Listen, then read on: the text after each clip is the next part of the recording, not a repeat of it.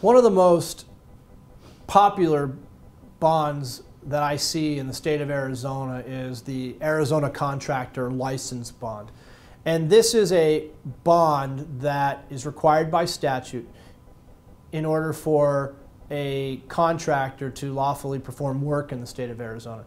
The Arizona Register of Contractors affords a contractor either to post a cash deposit or an Arizona Contractor's License Bond that they would get from a surety authorized to issue such bond in Arizona.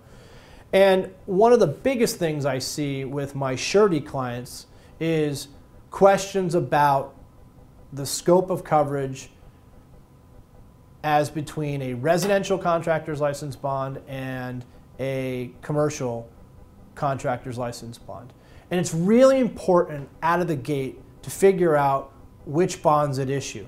And that's obviously determined by whether the project is a commercial project or a residential project. But figuring that out right out of the gate is really important, because in the case of an Arizona commercial license bond, the scope of coverage is extremely narrow.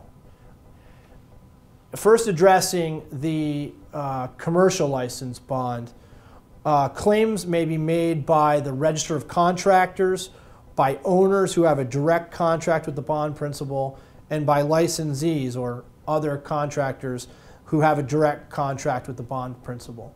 And in this case, coverage is very narrow. It only includes claims of owners and licensees for deficiencies in work or damage resulting from violations of a construction code or an Arizona Register of Contractors approved construction standard.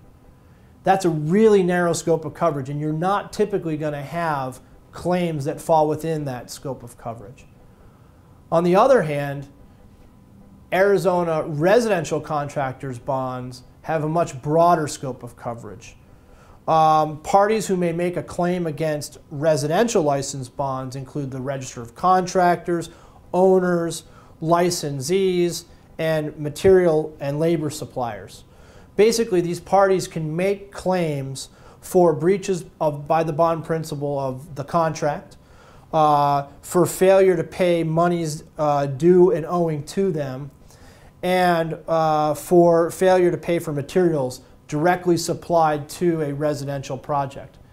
You'll notice that in the case of a commercial license bond, material suppliers are excluded from coverage. But in the case of a residential license bond, material suppliers do have the ability to make a claim against a residential contractor's license bond.